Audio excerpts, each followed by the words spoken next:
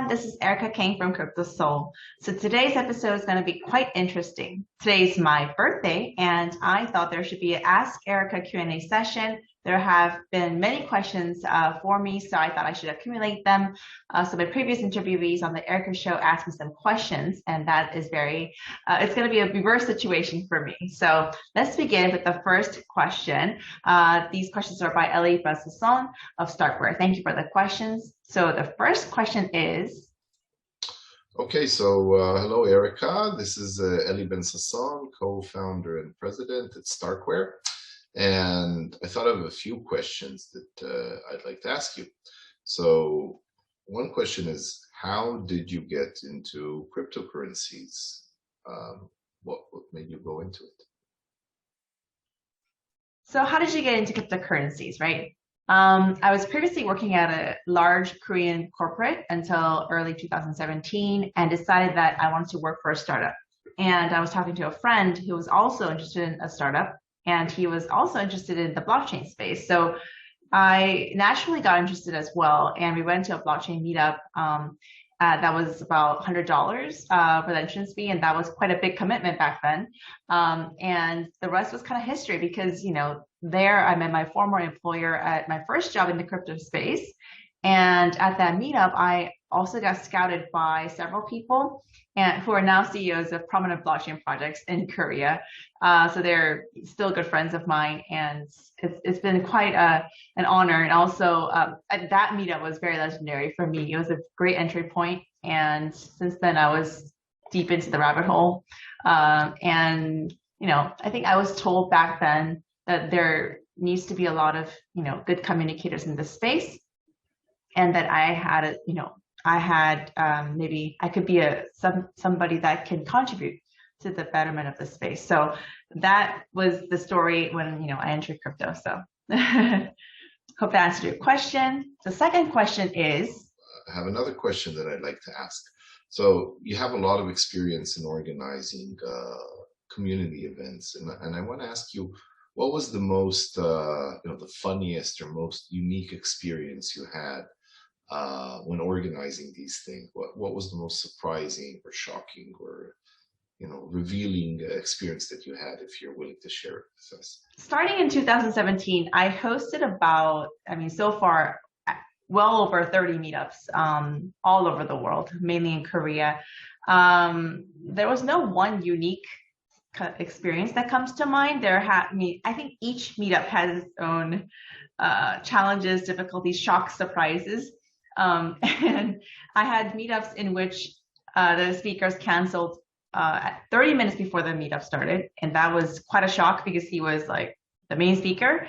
And I had to persuade him like over and over, but it just, yeah, some worked out, some didn't work out. And that was a huge blow to my meetup. So I had to kind of do an impromptu change at the last minute. And I think that's well required for a lot of the organizers because anything can happen. So a lot of last minute changes were made. So that was quite a shock. I mean, every time it gets me.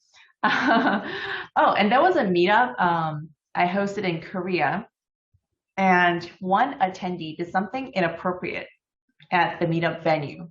It was not related to the meetup itself, but it had to do with him and the venue. It was recorded on camera, and you know, it was a shock to me because I could not believe that one of my attendees, I mean, I didn't even know that person in person, but I got to see that and I was so shocked. So I had to apologize to the venue organizer because, you know, that is my responsibility to make the venue a safe place for a lot of the people. And I mean, I didn't do anything wrong per se, but it was just my meetup. So I had to, you know, apologize, and I had to warn that person not to, you know, do that again. But that was a huge embarrassment, huge shock. I never knew that could happen. Can't be too specific here because it's a very sensitive topic. But anyway, yeah, that was something that made me think very carefully about hosting meetups. So that was one thing. Oh, another memorable meetup that was the one that hosted in Tokyo. I hosted two meetups that day. One small one in the morning, which started at 8 a.m. and one in the evening. So the evening one was fine, but the morning one, I've never hosted a morning, like that early of a morning meetup. It was like 8 o'clock to 9:30 or something. It was like a morning coffee chat. And I had to do a presentation. It was pretty casual and like, it wasn't a huge crowd or anything, but I had to make it to the meetup venue by 7 a.m. And that was quite grueling because, you know, I was in a different country and yeah, my time schedules were all like, you know, tight. And yeah, it was very interesting, but I loved the experience though. I really enjoyed the crowd there and it was a memorable meetup that I could just remember on top of my head right now. Thank you for the question.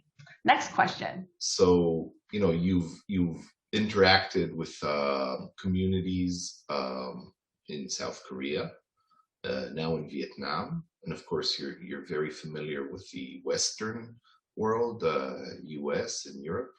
So how would you characterize the differences between these various communities in the cryptocurrency world? In what ways do they differ?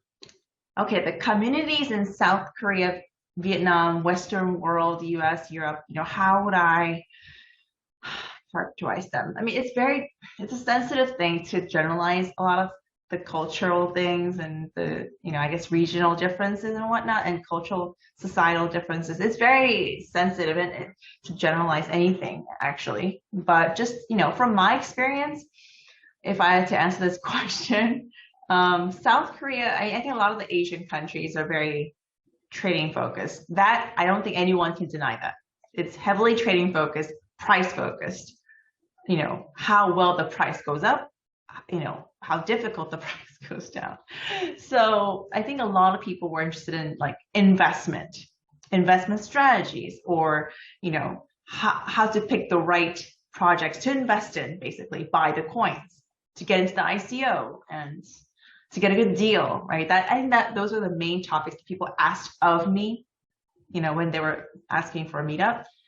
As for me, I think one of my passions were trying to gather more builder audience, meaning like either they want to build products on top of the chain, or they want to be a developer in that team, or have their own team, entrepreneur, builder, any type of player that wants to contribute to the, you know, improvement of the space in like their own project. So that wasn't a very good fit. But, you know, I could say that the Asian community is mostly very interested in the price element. I mean, I think money is very important and people naturally care about money. So yeah, I cannot deny that. So South Korea, Vietnam, definitely for sure, very trading focused.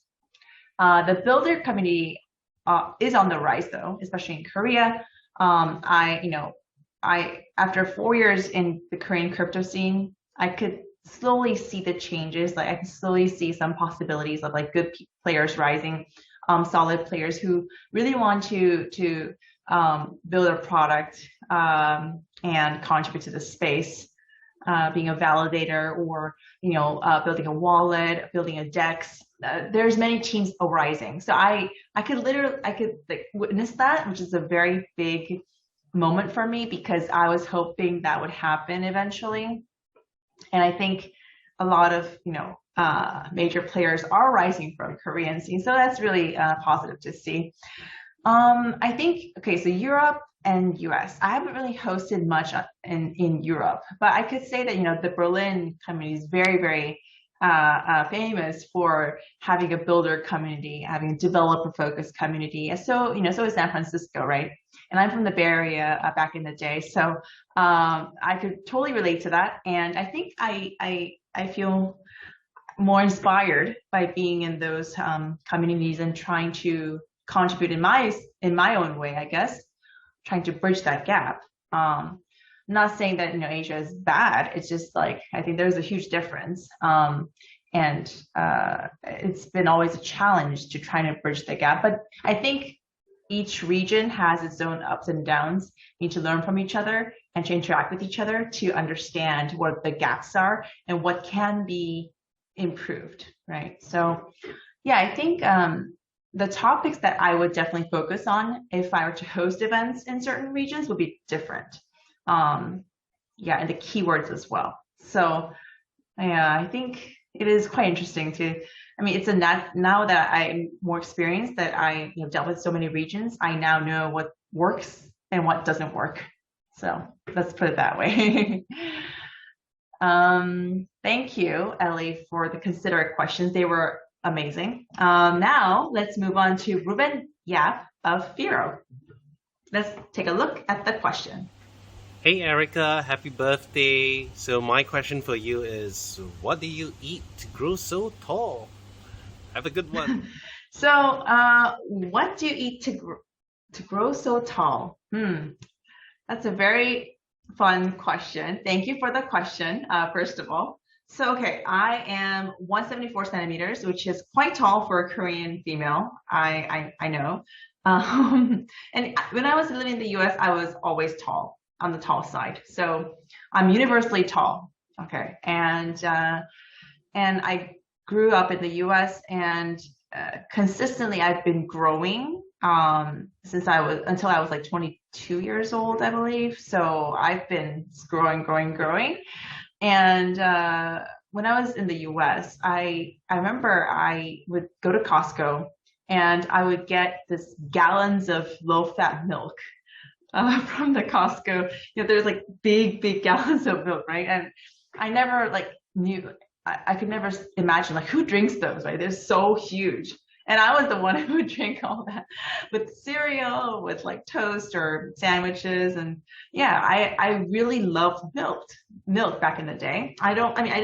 These days I don't really drink milk as much, only in lattes and things. But when I was growing, I was in love with milk. I remember that. And I wasn't much of a meat eater, but I think milk for sure I devoured like crazy. So maybe that helped. Yeah, it wouldn't help. It wouldn't hurt, right?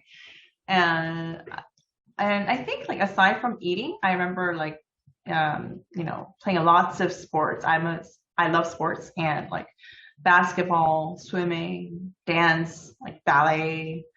So anything that would help me stretch and grow. It wasn't intentional at all. It was just what I love to do. And yeah, and those are sports that really helps you stretch a lot. And swimming does help a lot in and ballet, posture. Yeah. And also, I remember when I was 12 or 13, I was heavily into jump roping, doing jump ropes every single night. So I would go out and do 1,000, single rope, what do you say? Single spins or every day before going to bed. So in that summer break, I did that for 3 months or something, and I grew 10 centimeters that summer. So maybe that helped a bit as well. But yeah, I went to the hospital and I did sort of I scanned my hand for to foresee how much I would grow, because my parents were worried if I would grow too tall, and the doctor predicted exact number 174. So he was she'll be 174 or 175 in the end, and that's where I ended up. So pretty content with the results. But yeah, that's my story. So milk, a little controversial these days, but I think milk was very helpful. Okay. So Merrick at Cello also asked me some questions. So let's go and look at the video. Hey, Erica. Happy birthday episode. It's good to see you.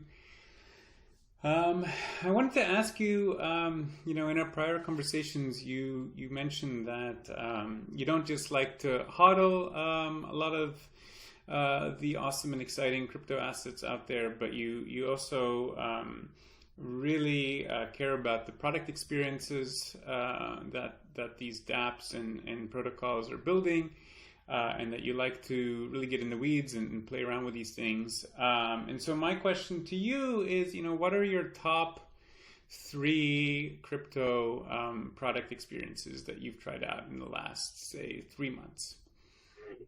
Good question. These days, I've been into using NFT related platforms. And on the top of my head, I use OpenSea most often. Yeah, I mean, it's a very easy go-to place for NFT pieces, especially by beginner artists, artists that are just beginning. So I'm in a position to help a lot of the Korean NFT artists these days, and they've been minting their first piece on OpenSea. So I naturally was searching there, and it's a very simple platform, but it has it has accumulated a lot of the artists' NFT art. So it's a very good resource to look at when I want to, shop for some good NFT pieces. But yeah, I collected a few, actually 10 on OpenSea until recently. So it's been quite a journey. I'd love to share more about what I have collected in the future, but all are, NFT of Korean artists, and they are super amazing. So, and I think they are, rapidly coming into the space. And I plan to help out more to, make them more, I guess, shine a bit more in the global scene. So yeah, OpenSea is definitely one of the major platforms that I use these days. Crypto products, I would say. Second one, CryptoVoxels. So I also visit NFT galleries run by artists and collectors that I'm friends with, and they've been inviting me to visit their galleries, and it's been very interesting, right? It's got a huge variety of characters in certain lands. So if you go into one land and see there's a huge single identity over there, you can definitely see the colors, the music, the characters, everything coming into having a certain identity. And then you go into another across the street, and there's a whole new different identity. So it was very interesting to see that, and to see how people's character comes out in decorating these spaces with their art that they've either created or collected, music as well. So it's been a very good learning experience. I really hope to own my land one day. That's one of my goals in the near future. But yeah, it's been the metaverse is definitely gonna explode, teeming with unique identities and avatars, stories, narratives, right? So yeah, it's been quite an experience. So that's number 2. And number 3, Valora. And this is not just because Merrick has asked the question. It's on my phone, and I get notifications all the time that I earn seller rewards based on my CUSD balance. So I have these pleasant messages pop out, and I have to look at it, right? I have to look at what this is all about. And the app is definitely seamless and very clean, which I like. I look forward to the day that I can use this to pay for my, groceries at my favorite marts in Vietnam. So that is one mission for you, Merrick, is to get that merchant in Vietnam. So yeah, those are the 3 apps that I can think of on the top of my head. So thank you for that question, Merrick. Now let's go on to Bobby Ong of CoinGecko. Hey Erica, happy birthday. Many more happy years to come. My question to you, do you find it hard to be involved in this very male-dominated industry? What do you think we in the industry should do to encourage more female participation?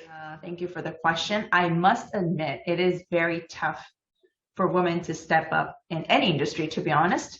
It's quite intimidating. We suffer a lot of bias, it's very controversial. Everything I think relating to this is very controversial. So to be honest, I'm very cautious to say anything about it, because if I say something that is, that kind of is controversial, then yeah, I don't want to be in the middle of a controversy, which that itself is a controversy, right? Why do you have to be intimidated to speak up, right? And to represent like females in the industry. But yeah, what I can say is, you know, I thought being in crypto as a female would be much easier and more fair, I would guess, since generally people are kind of younger and much more open-minded, more global, right? And I think because like blockchain is such high tech, it's complicated. It has a lot of economics, finance elements to it. It's very fast-paced, risky, right? There's many elements that might intimidate a lot of the females coming into the space. They want a more stable job, maybe. So especially like moms like me who have to juggle like both things at the moment, like it's very difficult. And working crypto, that's pretty crazy. It's quite a challenge to compete with young, ambitious males who can literally stay up like and work 24/7. I really envy that, to be honest. Since the industry, you know, involves sophisticated tech, it's quite intimidating. And I see a lot of females in the industry suffering from discrimination. I see it on Twitter all the time, and it's very unfortunate to see that them struggling a lot. And you know, I've been there as well. I didn't speak up. That's the, you know, only difference. But I went through the similar things. But I just tried to, you know, suppress it and just, you know, go on, move on, because I had a lot of things to do anyway. So I think that's just one of the things that we do have to face a lot. And a lot of the females that are looking into coming into this space are also intimidated, and they're very curious about what females can do. To be honest, like I don't want to categorize like what females can do and what males can do. I think females can do anything, males can do anything. So it's a very fair ground, right? And in terms of like function, roles, I think, yeah, it's definitely, there's no boundaries, there's no limits. So that I think it just depends on the I guess willpower and I guess ambition, how far they can go really to achieve that. I think that's very important. But it is I've gotten many requests from younger female like juniors who want to enter the space, or they want to know more about what, you know, I'm going through. So that kind of reflects their concerns, and I hear that so much, so it's hard to ignore.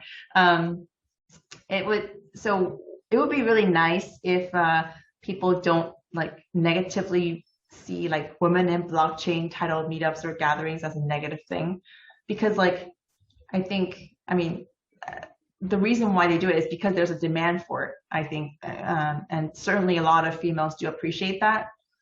I don't actively, you know, organize them per se, but I think one of the reasons that I don't do that is because people view it negatively. Some people do, heavily negatively. So I don't want to be in that position.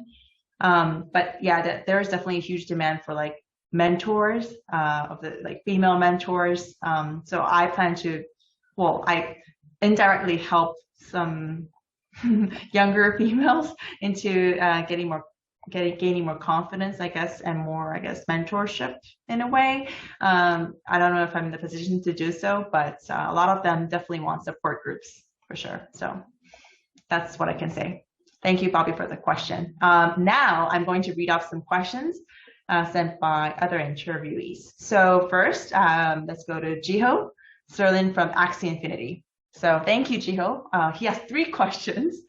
Number 1, what is the best kept secret in the industry right now? That's a very sensitive, it's a good question, but it's very sensitive. It is not a secret if I share it here, so I'm gonna keep that as a secret. And number 2, what does blockchain adoption look like in Asia versus the West? I think like in terms of adoption is pretty much the same. But I think, I mean, because I'm in the Asian community, it's easier for me to speak on behalf of Asia more. I think people tend to They want to use easy, I mean, I think accessibility is really important. Like easy to function, very important. They don't want to go through the hard steps. They want to go straight to the point, straight to the app. They don't want to look at the details, right? I think that's very important. Entertainment, very important as well. It has to have an attractive feature, either like a character or like a story or incentive, anything that can attract, people. They really care about that. Games, entertainment, art, money making. That's why DeFi and NFT especially are very popular amongst like Koreans, because I think NFT, I mean, DeFi is a little bit difficult for a lot of the people who are entering the space, right? I think people who have already been in the space, they love DeFi, but people who are just looking into entering, they may find it difficult to access and to play with it. Whereas NFTs, I think a lot of Koreans do find it much easier to understand, to, I guess, access, enter. So I think that's one of the reasons why it's so popular right now in Korea. The West, I think, I haven't cannot really say too much on the West side, but I think it's more less commercial value, maybe. It's more like functionality, and they care more about the depth. Maybe I'm thinking differently, but I think it's a relative difference. But yeah, that's all I can say on that front. And let's see, number 3 is, how should projects with strong user base in the West approach building Asian and Korean communities? That's a very good question. This is exactly what I do, what I help with. So that is the question to the point. I think, first of all, like to build a strong Asian community, you have to have a local support, strong local support, meaning it might be very easier or more accessible to hire a local representative or local partners who can work with you, who can localize the content, who can localize not only like in terms of translation is just like the first step, but I think more important is like how to make it more attractive to the Asian community. You have to switch around a little bit. You have to be more flexible in customizing that project to the Asian front. If they're willing to do that, I think, invest some resources. I think it's much more easier to attract the attention from the Asian or Korean communities. So that is very important. Projects have found it difficult to hire good representatives in the local scene. That I understand 100%. It is very difficult. But if you find the right person, it is actually a very big plus, because they can do the BD in the Asian style, right? They can interpret in the Korean style, Asian style, which makes them more familiar. Koreans are, I don't want to generalize this again, but Koreans are a homogeneous society, which means it's like, one nation, one people, right? So that culture is still there, and something foreign comes in. Of course, Korea is much more globalized, much more globalized and more westernized as well.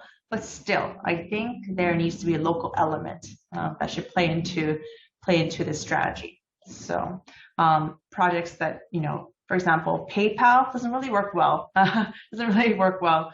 I mean, messengers, like Western messengers, they don't really work well. Kakao is a domestic brand, local brand, now globalized, but it started from Korea. That just dominated the entire Korean population. And although it has some difficulties, limitations, some messengers, global messengers might be better than the local ones, but still people use that because it is like very familiar, comfortable to the Koreans. So that is one example of a mainstream app that people feel close to. So yeah, I would highly recommend that. A little bit of customization on the local front is very important. Okay, next. Thank you for the question. Thanks so much, Shiho. I mean, like, you're super busy, but thank you. And next, Munib. Munib from Stacks. He asked this question. So he asked a similar question from Ellie. So is how you got into crypto. My question would be how you got into crypto and what interested you in the beginning. Is it the same thing that still interests you? Okay, so it's a little different, right? So I told the question about how I got into crypto, right? And what interested me in the beginning? Okay, that's a good question. And is it still there? Yes, it is definitely the same thing that still interests me, which is very interesting. I mean, it is surprising to me because the space is evolving so much. I thought I would be, in a much different place. But so I was originally interested in community building from day one, which is crazy, I think. I mean, not in a good way. In my first job, before I founded KryptoSeoul, I got to host several meetups for certain projects in Korea, and that really got me hooked into the meetup scene, into the community building scene, and it really helped me to get hands-on into like running certain chat rooms, talking to a lot of the investors, individual investors, developers from other like enterprises, and just all sorts of people coming from all directions, right? And I had to respond to them. I had to, educate them. I had to guide them, and that was from day one of my job in crypto space. So I was fascinated by how you can impact people's lives in that sense, people's image of the crypto scene, how positively I can, help them in guiding in the right direction. Crypto space is so wild that if you meet the wrong person, you can definitely get into the wrong track and just fall off.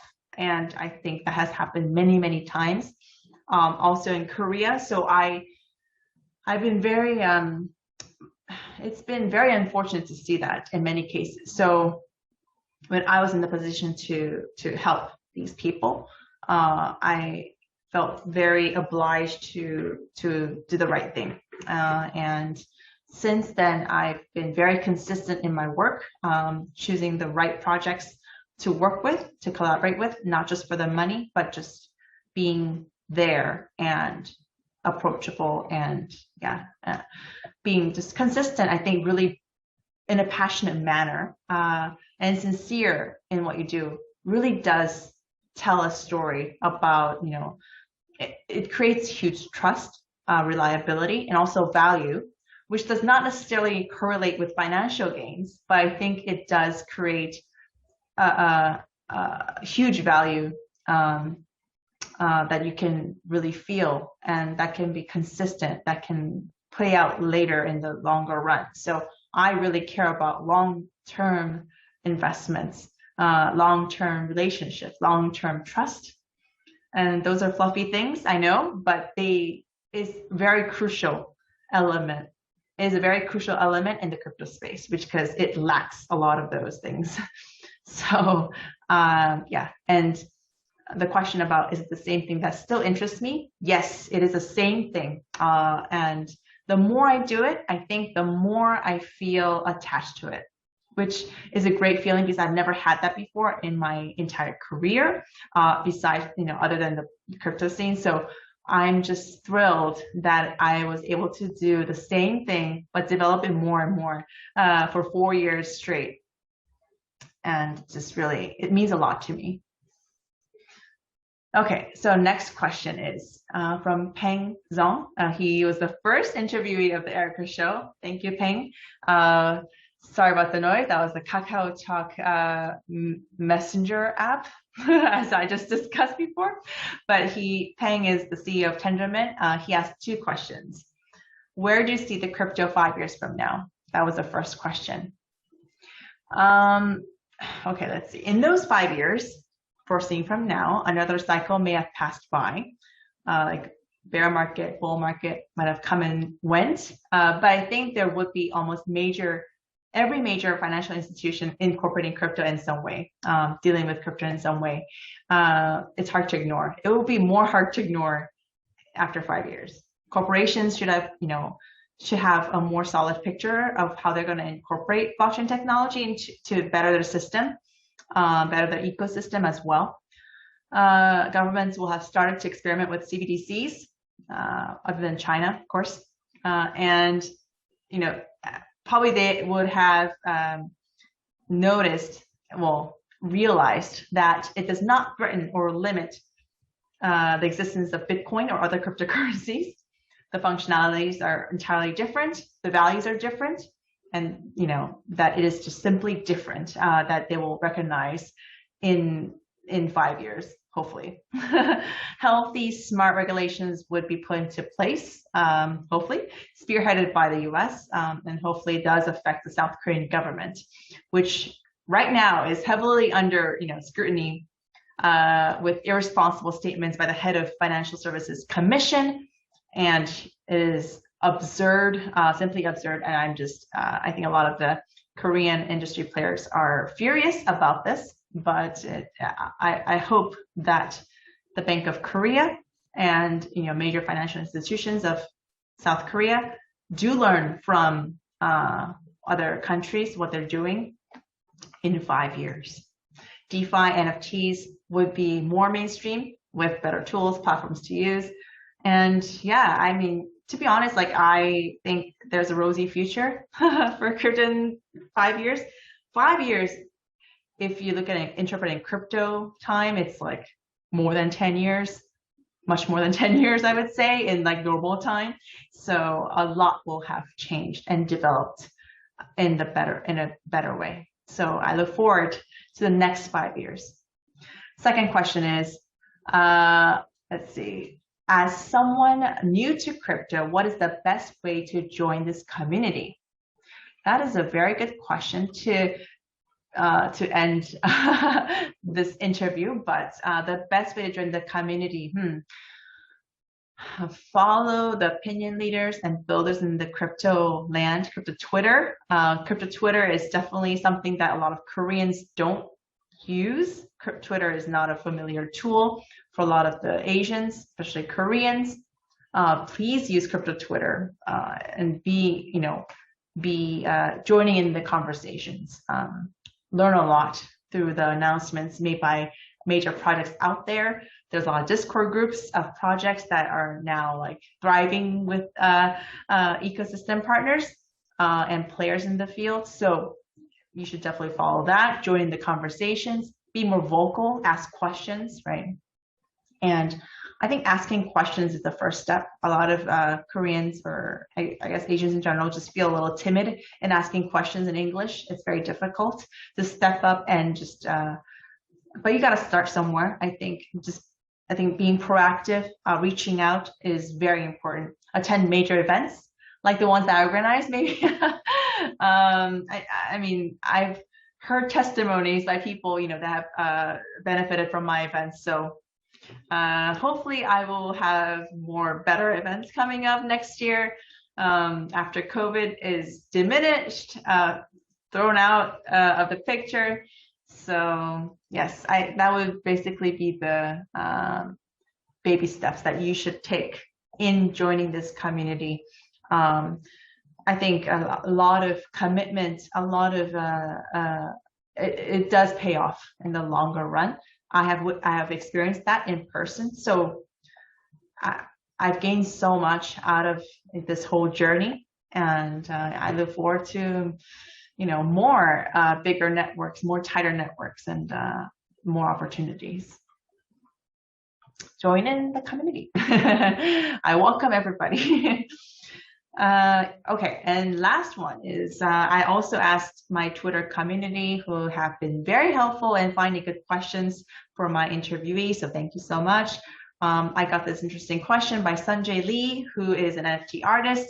When will you drop your NFT and what will it be? I'm not sure.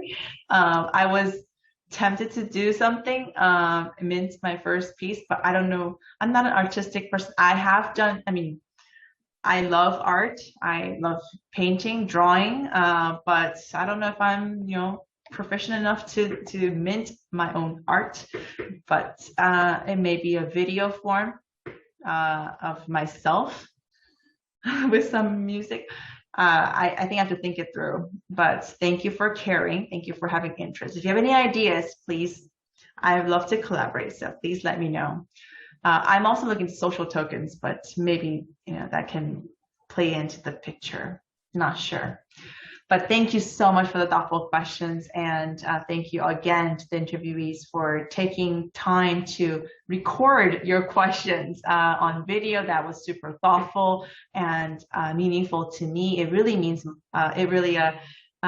made the highlight of my birthday.